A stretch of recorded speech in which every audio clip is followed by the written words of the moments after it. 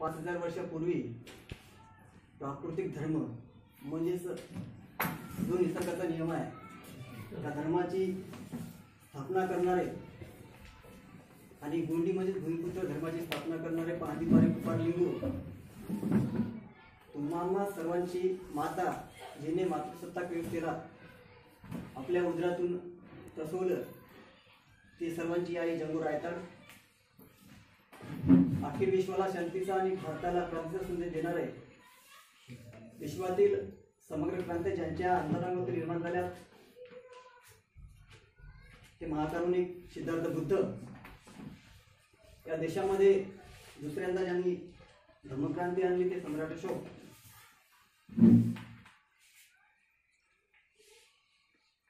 शूद्रांच्या हातामध्ये नंग्या तलवारी देऊन मनुस्मृतीचा कायदा मोडणारे संपूर्ण मराठी साहित्याची अस्मिता डगीत करणारे या महाराष्ट्राचा आराध्यदैवत युगंधर छत्रपती शिवाजी महाराज बुद्धभूषण हा ग्रंथ लिहून बुद्धाला मानवंदना देणारा मराठ्यांचा बहुजनांचा आद्यलेखक महाप्रतापी प्रतापशाही राजे संभाजी भारतीय समाज क्रांतीचे जनक लोकशाहीच्या अग्रदूत क्रांतीसूर्य महात्मा ज्योतिराव फुले क्रांतिज्योती सावित्रीबाई फुले आरक्षणाचे जनकच नव्हे तर संपूर्ण बहुजन समाजाचा मायबाप छत्रपती राजर्षी शाहू महाराज संपूर्ण बहुजन समाजाला मनुवादाच्या दाशातून मुक्त करण्यासाठी लढा देणारे खरे देशभक्त पेरियार एव्ही रामासामी नायकर कर्मवीर शिंदे कर्मवीर भाऊराव पाटील या देशातील एक चालतं बोलतं विद्यापीठ संत गाडगेबाबा क्रांतीवीर जननायक बिरसा मुंडा क्रांतीनायक त्यांच्या भील सह्याद्रीच्या रांगड्या देहावर शब्दाचा लेणं करणारा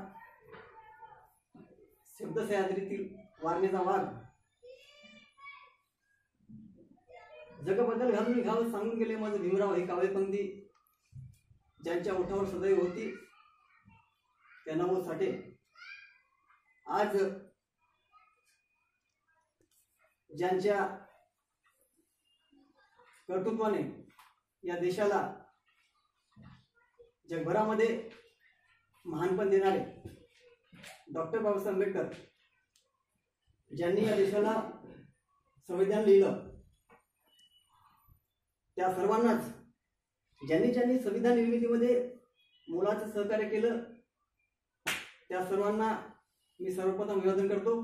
तद्वतच या संविधान दिनाच्या कार्यक्रमाच्या पीठावरील उपस्थित कार्यक्रमाचे अध्यक्ष माननीय संकल्प व्यसनमुक्ती केंद्राचे प्रोजेक्ट डायरेक्टर गंगाधरजी खंदारे तसेच या कार्यक्रमाचे प्रमुख पाहुणे माननीय डॉक्टर काजी सर तसेच उपस्थित प्रमुख पाहुणे आणि मार्गदर्शक श्री संदेश जोगळेकर सर आणि उपस्थित आपण सर्व मित्र हो, आज आपण संविधान दिन जे साजरा करीत आहे तर यामागची संकल्पना आपल्याला समजली पाहिजे की नेमकं आपण संविधान दिन साजरा कशासाठी करत आहोत आणि संविधान दिन साजरा करणे हा काही उद्देश नाही आणि काय गरज पडली आपल्याला संविधान दिन साजरा करायची आणि हा संविधान दिन कधीपासून साजरा करण्यात येत आहे हा संदर्भ आपल्याला माहीत असला पाहिजे।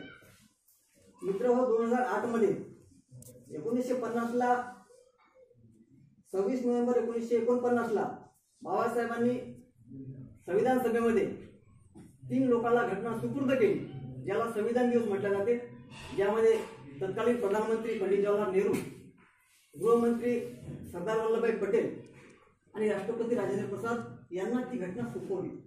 परंतु सोपवल्यानंतर जर घटना तशीच राहिली परंतु ती घटना लागू नाही अंमलात नाही फक्त लिहून सोपवली। ज्या दिवशी ती सोपवली त्या दिवशी 26 नोव्हेंबर 1949 म्हणजे त्याला संविधान दिवस म्हटलं गेलं। परंतु 1950 पासून संविधान दिवस मनवला का गेला नाही आणि कोणाला का गरज वाटली नाही? कारण जर त्यावेळेच्या तत्कालीन प्रशासनाने जर मनवली असतील तर तुम्हापर्यंत शालेय शिक्षणामध्ये आणि इव्हन सगळ्यांना ते माहीत झालं असतं की संविधान काय आहे। तुम्हाला शाळामध्ये कुठं संविधान काय आहे कोणी शिकवत नाही आणि संविधान लागू ज्या दिवशी झालं ते 26 जानेवारी त्या दिवशी फक्त डॅन्सचे प्रोग्राम असतात, त्या दिवशी तुम्हाला नाचणं गाणं शिकवते, परंतु त्या दिवशी संविधान लागू झाले कोणाला माहीत राहत नाही। कारण सगळे जे लोक आहेत ते फक्त नाचणे गाणे याच्यामध्ये रमलेले असतात। म्हणून संविधान काय आहे याची पूर्वसंकल्पना आपल्याला आली पाहिजे। नेमकं ते कळण्यासाठी एवढे दिवस गेले संविधान लागू होऊन, परंतु 2008 मध्ये काँग्रेसने हे काम सुरू केलं। 2008 मध्ये पहिल्यांदा या देशामध्ये 26 नोव्हेंबर 2008ला हा संविधान दिवस म्हणून आपण साजरा करणार होतो. त्या अगोदरच काय झालं, 26/11ला मुंबईला हल्ला झाला आणि त्या हल्ल्यामध्ये हेमंत करकरे, विजय कामते आणि साळसकर साहेब हे शहीद झाले. या शहीदांना सुद्धा आज मी विनम्र श्रद्धांजली देतो, कारण त्यांनी या देशासाठी शहीद झाले.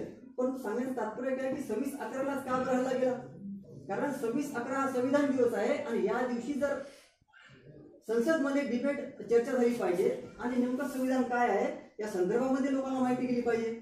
आणि जर लोकांना ही माहिती दिली तर काय होईल, लोक जागृत होईल आणि संविधानाप्रती जर जाणीव झाली तर आपले हक्क आणि अधिकार आपल्याला माहीत होईल. या संदर्भामध्ये आपला जो कोणी रुलर आहे, शासक वर्ग आहे, ते आपल्याला संविधानाविषयी माहितीच होऊ देत नाही. कारण तुम्हीच सांगा, आपण ब्रिटिश लोक किंवा बाकीचे लोक नेहमी म्हणत असतात की संविधानावर हात लावला तर हात कापून टाकेल. बरेच लोकांचं वाक्य आहे, अगर संविधान को अगर किसी ने हाथ लगाया तो हाथ छाड़ देंगे. मी त्यांना प्रश्न करतो, काय आपण संविधान पाहिलं? बरं दुरून, बरं जवळून, कोणच संविधान पाहिलं नाही, बरोबर आहे? कारण संविधानाच्या कॉपी आहे, त्या कॉपीमध्ये काय लिहिलं आहे हे सुद्धा बऱ्याच लोकांना माहित नाही. कारण संविधान 395 आर्टिकल्स आहे, संविधानाचे कलम आहे 395.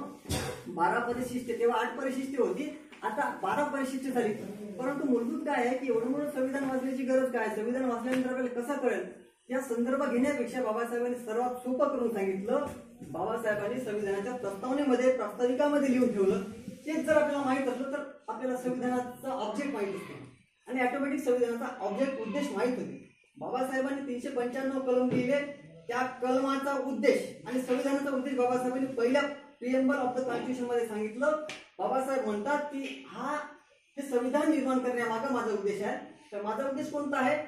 बाबासाहेबांनी लिहून ठेवलं की समता, स्वतंत्रता, बंधुता व न्याय हे समाज, याच्या आधारावर समाज आणि राष्ट्राचे निर्माण करणं या संविधानामागचा उद्देश आहे.